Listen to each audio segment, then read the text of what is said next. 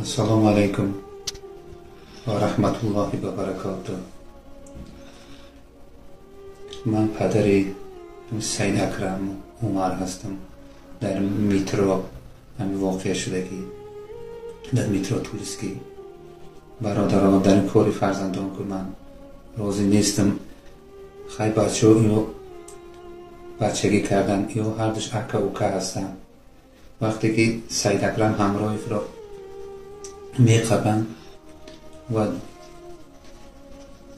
با دو بیتکه زدن و این دادرش دلش طاقت کردن نمیتونه همین کار را میکنه، همین جنایت را صداوار میشود. برادران خیلی من اولا در خدا یکه و یگانه سپردم. بعد بسیار برادران نوشته شد در کمیته را که ما یاردم میکنیم و ادوکت ها گفزن ها کردن. ادوکت ها میکنن که روی اشترافش کتید برآوردن ممکنه. خیلی کسی بنده های خدا ایدیل برآورده یاردم کنه در این دو جوان که بسیار جوان هسته.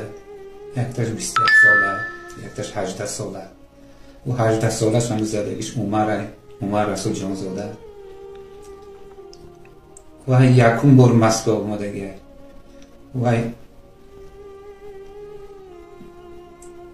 نفهمیدن میکنم جنایت سر خود تظاهر کردن. بچه های من عرق و سیگریت کش و عرق خور نبودن، همشون در روی اسلام تربیت شده بودن.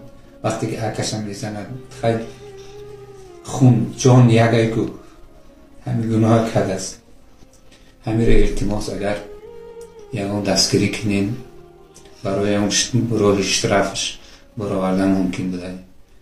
السلام علیکم و رحمت الله و برکاته.